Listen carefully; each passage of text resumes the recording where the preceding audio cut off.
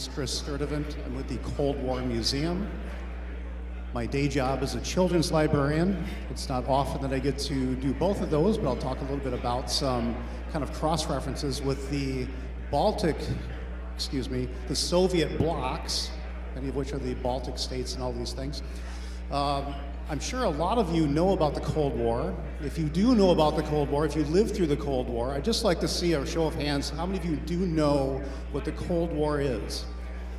Okay, a good portion of the crowd. How many of you have no idea what I'm talking about? It's okay, it can be your first time. I'm sure a lot of people at least heard the reference. One of the biggest issues I came through in promoting Cold War history over the last 20 years is the references to the Cold War. Nobody knows what that is at a certain point in a generation. When I would start talking about Nike missile systems that dotted the Milwaukee area here, nuclear missile systems, anti-aircraft, they thought it was a shoe. Nike's a shoe, right? Talk about the U-2 incident, Francis Gary Powers. U-2 spy plane shot down in 1960, made into a nice movie by Steven Spielberg, Bridge of Spies. If you've seen that movie, that's 100 bonus points for you. If you have not, Bridge of Spies, go see that. Steven Spielberg, Tom Hanks. But they thought U-2 was a rock band. So these are things that we're dealing with. Talking about the Cold War Museum. Where is the Old War Museum? Where is the Cold Water Museum? Blank stares. So one of my biggest impetuses in promoting Cold War history is writing books about how Wisconsin had a major portion of the Cold War here, with USS Pueblo was built here. That's still in North Korea, of all places. Stalin's daughter hid in Spring Green, Wisconsin for many years. She was off the radar. She died in obscurity. And of course, nuclear missile systems. We could go on forever. The Illinois book, Ronald Reagan. Spies like Robert Hansen and my friend Werner Jaretsko, who was here at CypherCon for many years. So this is how I got involved in the Cold War and got to know Mike very well. But Soviet blocs, I had to think, who's going to think that they are Legos? I'm sorry to disappoint you. I think, Joe, we should have some Soviet toys next time for CypherCon. We can try to put these together. They will fall apart immediately. They're not of good quality. Any toy in the Soviet Union was military related. If you've ever been to a communist country, that's all that they're going to produce. They're not going to produce domestic side so much. So that's why you would see these tanks and planes and aircraft and so on and so forth. But the military toys, I think that's something we should do for next year. No, I'm here to talk about the Soviet Union, mainly of Russia. And the Soviet bloc countries, mainly we think of that as the Central and Eastern European countries that the Soviets stuck around after World War II.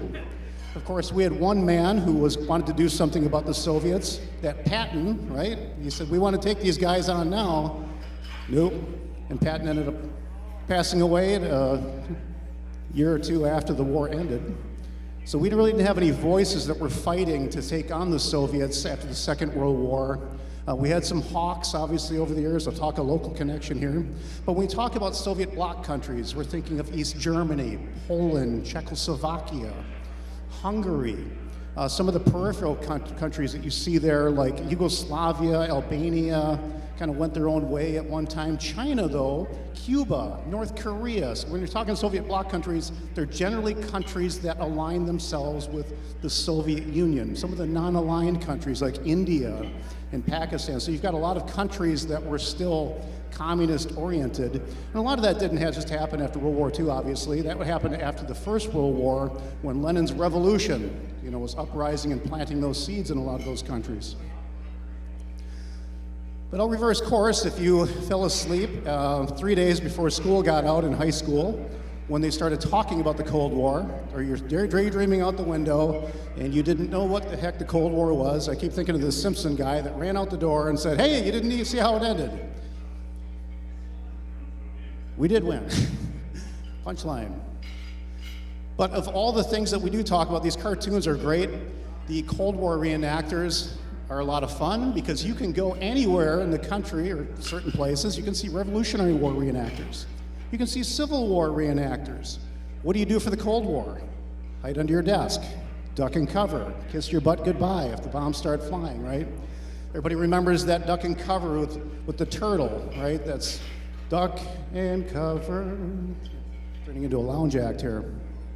But you'd see those kids with the picnic blanket, that would, like the bombs, the bomb's coming, you're gonna put a picnic blanket over your head, or the kid on the bike that's gonna hide behind that brick wall. It's laughable to look at that these days, but imagine that's all you have.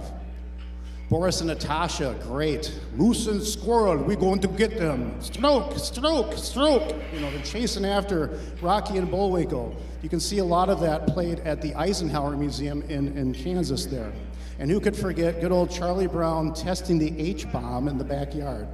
Imagine you're a child growing up in the 50s during the thermonuclear war era. But that Cold War, I don't think ever ended. When we're talking about Soviet bloc countries, they're still causing trouble. North Korea's in the news all the time. Ukraine, we can't get away from it. So you see countries like Belarus and all those countries that hardly any American can probably spot on a map. It's all of a sudden the forefront of a newer Cold War tensions that are being fought in these, not directly, but oftentimes in these second world countries, as we used to call them, or even third world, that the Cold War really saw, like in the 1980s, obviously. We're looking at El Salvador, places like Nicaragua, places like Afghanistan, off the map, but not directly confrontational. But that Cold War era, we're reminded, we'll go down memory lane, these great movies of the 80s, like Damnation Alley and The Day After, and everything was gonna blow up. And of course, way back when I was a wee lad, reading the Weekly Reader, if you're old enough to remember that, boy, we're old. But the one I remember the most was cockroaches were gonna be the only species surviving a nuclear war. We had no chance. They were scaring kids back then in the late 70s and early 80s. The other one I always like is the recurring headline, killer bees are gonna come from South America and sting everybody to death. You see that headline every 2 or 3 years. It's hard to take something seriously, but the Cold War in the nostalgia era, Rocky IV, man, he was taking on Ivan Drago, and they asked Rocky, where are you gonna fight this? Russia. And everybody panics and gasps, why are you gonna do that in Russia? And of course the Soviets are smug, we're gonna take this guy out, we're gonna show those Americans, those American pigs, And of course they show Rocky out there training in the tundra, and what is he doing? Pulling those logs, and he's got the big gray sweatshirt on, he's running through the snow. And what is Ivan Drago doing? High tech. He's running on that treadmill. He's got everything like hooked to him and beep, beep, beep. Well, thankfully, the Americans prevailed. The Russians were defeated. Rocky Balboa did us proud. You can see, how many of you maybe have seen the Apollo Creed movies? The second one is Apollo Creed. It's Apollo Creed's son, rather, who fights Ivan Drago's kid. So we got that continuation of that series. War Games, would you like to play a game? That's Matthew Broderick and Ali Sheedy, the Breakfast Club fame. That is the computer system they hacked into, and all of a sudden it's tic-tac-toe, flash, flash, flash, flash, flash, flash, flash, and in the end, the moral of the story is we don't want nuclear war. James Bond, of course, Spies Like Us, why we would send Chevy Chase and Dan Aykroyd into Russia to stop a war from going out, who knows, that's good Hollywood creativity. But The Red Dawn, my favorite movie growing up, Patrick Swayze, Charlie Sheen, they're in Colorado, and they're gonna take on the Soviets and the Cuban troops, and we're gonna show them a lesson, and they're popping out of the ground and blowing up stuff, and they learned their lesson, they took hightail and went out, so they showed the Soviets who was boss. Some reason we had a lot of Cold War veterans that became entertainers, became very famous people. Of course, there were drafts back then and whatnot, but we don't hear about the Cold War veterans. We don't hear about 20 million Cold War veterans that took on the Soviet Union. We've always heard about the World War II era where Ted Williams, gave up his Boston Red Sox job, joined the service, and Spencer Tracy and James Cagney in Korea, Ed McMahon, Bob Newhart, Alan Alda, we're gonna go fight, in Korea. Vietnam, the Rocky Bleier story. Cold War, nobody talks about them, but everybody knows that famous guy in the left-hand corner. Who's the most famous Cold War veteran up there? Shout it out. That guy in the top left corner, Elvis Presley. Elvis was hemming and hawing. The colonel's like, you should go in. I don't want to go in. Well, Elvis joins the army. They send him immediately to West Germany. And talk about Soviet bloc countries. The East Germans looked at that and said, they're playing tricks on us. We don't want that guy shaking his hips and corrupting our youth, and they're wearing their bobby socks, those poodle skirts. Why? We got to take care of this before he corrupts our youth. And the East Germans went so far as to make that official dance. You should dance like this. Do not shake, don't shake like that. Don't have that long hair. You got to cut your hair like a good Soviet citizen. What about the guy to the right of Elvis Presley? Does anybody can recognize that famous Cold War veteran? Air Force, wanted to be a fighter pilot, became God in a couple of films. Who's the guy in the top middle? Morgan Freeman, 100 CypherCon points. Morgan Freeman was an Air Force veteran, very romantic, romanticized version. I'm gonna go fight, fly these jet fighters. Well, he got in that cockpit and he went, I don't wanna die. So he decided to become a radar technician, became an actor, became very famous. Lower left-hand corner, that's probably a little difficult to decipher. That guy was a kung fu master, was a action hero in his own right, would go inside Vietnam to get those Vietnam prisoners left behind by himself. Does anybody know who that is? Chuck Norris, I heard that.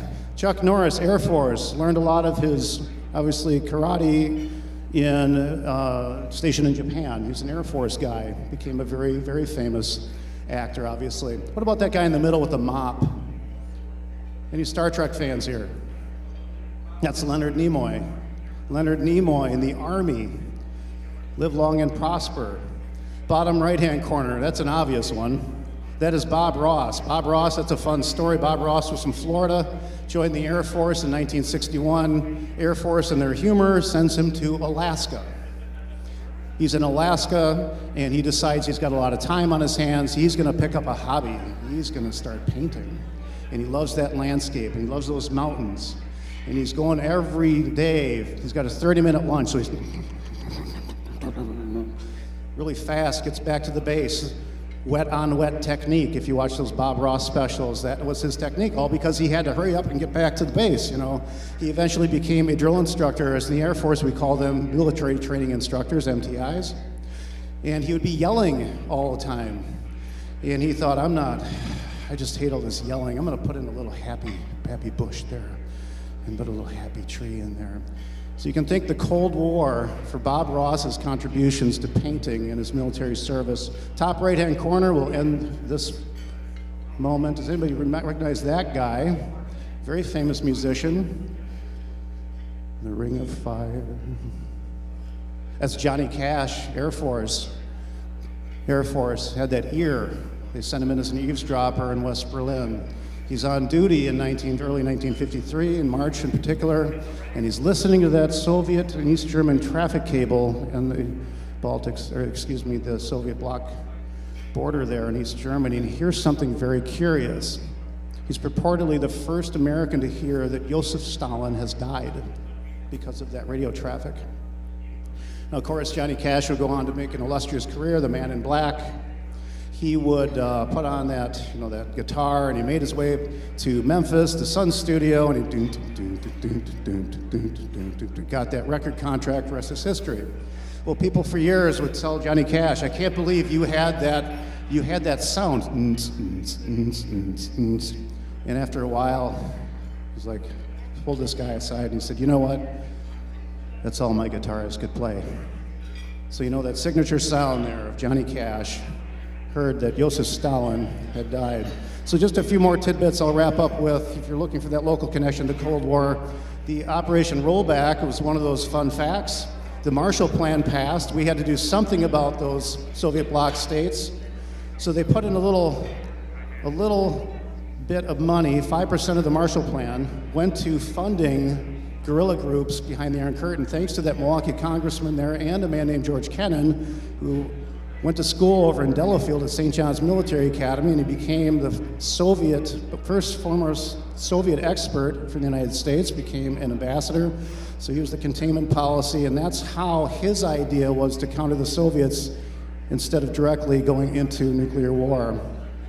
There's a lot of fun books out there if you're interested, especially in the kids level. The Iron Curtain, as you can see right there, which straddles a number of those Soviet bloc countries.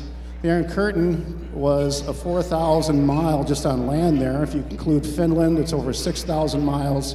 You'd be happy to know that they are restoring that as a walking and running, biking trail. So you could take a month off and actually go to the Iron Curtain there, where the landmines were, where the fences, the iron fences were, where the barbed wire, where the snipers were standing, so you can have a more peaceful ride across Europe. You know, as Churchill said, from the Baltics to the Adriatic, there's an Iron Curtain descending in Fulton, Missouri.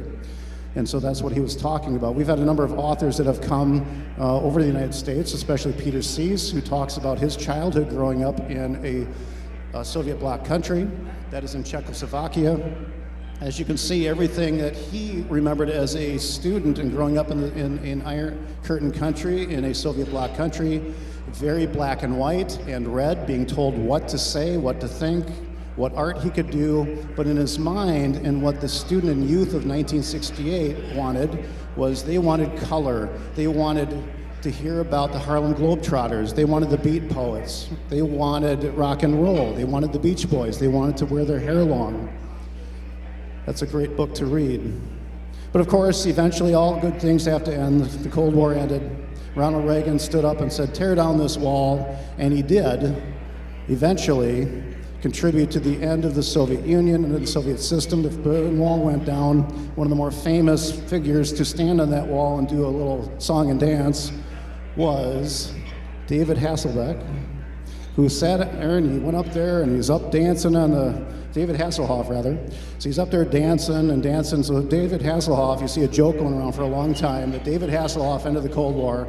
Probably didn't have that big of a contribution, but Germans love David Hasselhoff, as Norm Macdonald told us on Saturday Night Live. But if you want to go visit these countries, you are welcome and free to, as long as there's no shooting going on. You can go see the Berlin Wall yet in Germany. You can go to places like Chernobyl, where if the firing stops, you can actually go visit there. It's a great place to visit. I went there for 3 days a few years ago. Got to go up to reactor number 4 that blew up in 1986. That's the last photo you will see of that roof, because they have a giant sarcophagus that they rolled over about 6 months after my visit. That was the original one that they replaced that with in April of 1986. It had a 30-year shelf life, and they finally got something over that. There's birds flying in and out of there, rodents. You know, Lord knows what's going on in the ecosystem. But you see in the lower left-hand corner where the tanks, the Russian tanks, are in this latest conflict. You can even go to places like Afghanistan if things are calmed down. That's a great place. It's the most beautiful country I visited, but you can see some Soviet tanks. You can see the Soviet remnants. You can visit and see and talk with Mujahideen warriors that fought the Soviets and from 1979, 1989. That guy stands about 5'10". He sells rugs on Chicken Street in Kabul. We talked quite a bit through a translator. I said, what was the greatest thing America did for you? Money and those missiles, right? Because they had those missiles and they shot those helicopters down.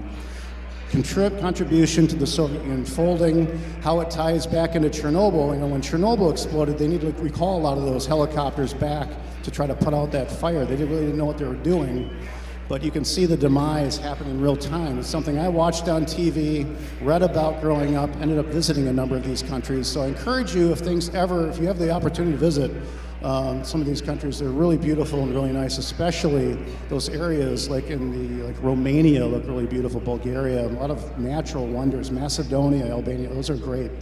So anyway, thank you for paying attention. I hope you have a good rest of the conference. Thanks for having me.